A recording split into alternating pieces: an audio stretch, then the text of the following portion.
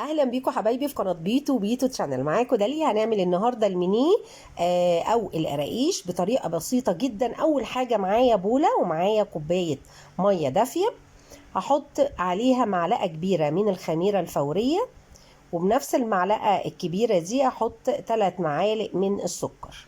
هعملها لكم النهارده بطريقه بسيطه عشان اللي اول مره يعمل معجنات. هعملها لكم خطوه خطوه.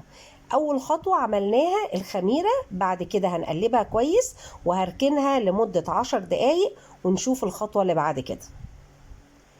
الخطوه اللي بعد كده الماده الدهنيه اللي هستخدم زيت وسمن بلدي. الزيت بيبقى حلو، بيقرمش ويخلي العجينه هشه، والسمنه البلدي طبعا بتديله طعم ونعومه رائعه. هقول لكم المقدار بالكوبايه وبالجرامات. هستخدم نص كوبايه زيت نباتي زي ما انتم شايفين كده، او ممكن بالجرام. هقول لك كمان هستخدم مع الزيت السمنه هاخد قد ايه؟ كوبايه ونص سمنه، يبقى كوبايه ونص سمنه ونص كوبايه زيت. الاجمالي بتاعهم كوزن 400 جرام ماده دهنيه. تمام. انا هعاير كده وهوزن على الميزان قدامي، وهحطهم في كسرولة او طاسة، وهحطهم على البوتاجاز عشان عاوزاهم يدفوا بس، مش عاوزة يسخنوا ولا يتقطعوا. انا عاوزة المادة الدهنية الزيت والسمنة يدوب بس يدفوا. هروح احطهم على البوتاجاز ونرجع نشوف الخطوة الثالثة اللي هنعملها.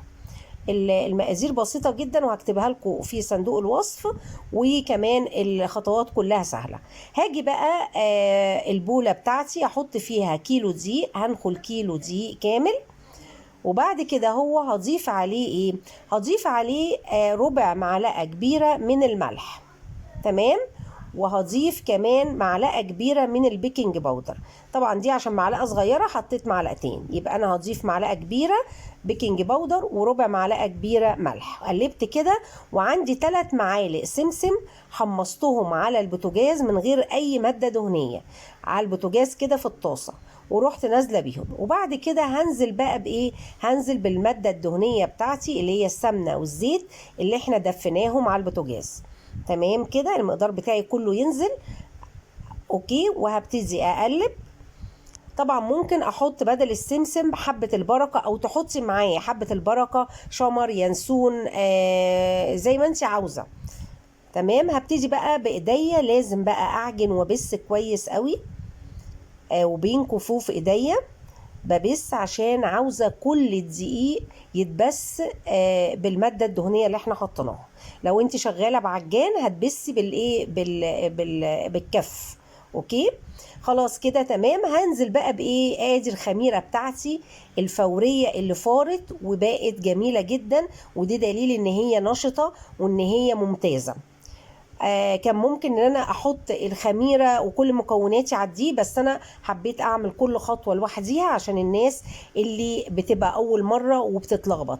هعجن كويس جدا وهلم العجين وهدخل كل المكونات في بعض.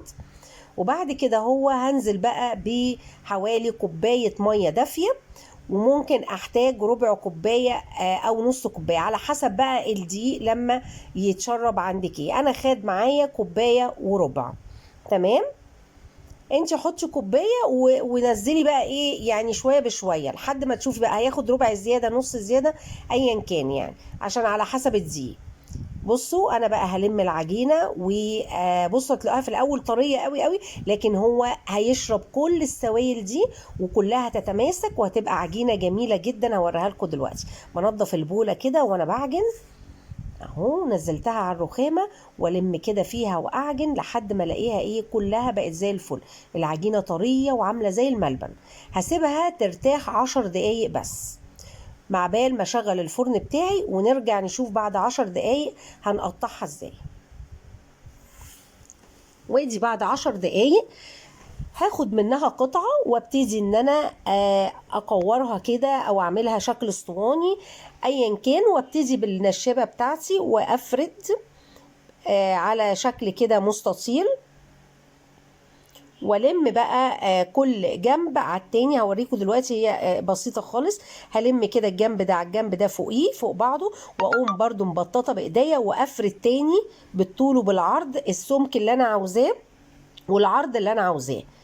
تمام. هي ولا تبقى رفيعة قوي عشان ما تبقاش ناشفة خالص، ولا تبقى تخينة قوي. تمام. هوريكم كمان واحدة اهو اهو، وابتدي افرد بالطول وبالعرض. تمام. وبالقطاعة دي او بالسكينة هقوم مسوية الجوانب، وابتدي اقطع كده العرض اللي انت عاوزاه اهو. شايفين؟ ادي كمان انا بجري طبعا الفيديو عشان اقصره لكم. شايفين؟ واحطه في الصينيه بدون اي دهان نهائي، وهكون مشغله الفرن بقاله ربع ساعه على درجه حراره 180 من تحت بس، وهحطه على الشبكه وهنشوف التسويه بتاعته هتاخد وقت قد ايه وهيبقى شكلها ايه. شايفين؟ تاني اهو، بلم يمين وشمال وببطط بايديا وافرد تاني واساوي الجوانب، وابتدي اقطع بالسكينه او بالقطاعه بتاعه المخلل دي، وارص في الصينيه واسيبه. بعد ما رصيته في الصينيه بسيبه يخمر، يعني يدوب 10 دقايق او 5 دقايق، وبعد كده ادخله الفرن. تعالوا بقى نشوفه بعد ما دخل وخرج من الفرن شكله ايه واخد وقت قد ايه. ادي شكله زي ما انتم شايفين، ده شكل جزء من القراقيش او المنيه، وادي الجزء التاني. هوريكم الشكلين وهقول لكم ايه الفرق بين الاتنين. بالنسبة للاتنين، اولا الاتنين على درجة حرارة 180. شايفين شكله تحفة ازاي؟ على درجة حرارة 180 ومشغلة من تحت بس، وحاطة الصينية بتاعتي على الشبكة، والصواني اللي استخدمتها ألمونيا بس. تمام، عشان هي بتوزع الحرارة كويس جدا. ايه الفرق بقى بين اللي في الطبق الصغير والطبق الكبير؟ هي طريقة التسوية. في ايه بقى؟ الطبق الصغير ده التسوية من تحت حلوة وجميلة ومحمرة، ومن فوق يدوب واخد لون ذهبي خفيف. في ناس بتحب لون ذهبي كده، يعني انا لما بعمل فطير العذراء وملاك في ناس تقول لي يدوب لونه يبقى ذهبي من فوق، وفي ناس تقول لي حمريه قوي وعاوزاه لونه احمر. فده على حسب الزباين اللي بتحتاج. فانا هنا محمرة من تحت ومن فوق ما ولعتش الشواية.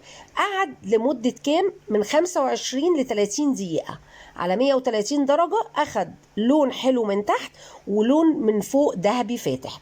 لكن التاني قعد في الفرن أخد من فوق ومن تحت نفس اللون بالظبط. ايه الفرق بقى؟ حصل ايه؟ حطيته لمدة من 20 دقيقة، حطيته 20 دقيقة بالظبط، وبصيت عليه لقيت من تحت بقى محمر وجميل. رحت مولعة الشواية يا دوب دقيقتين وانا عيني عليه، وبلف الصينية عشان تاخد درجة حمار واحدة.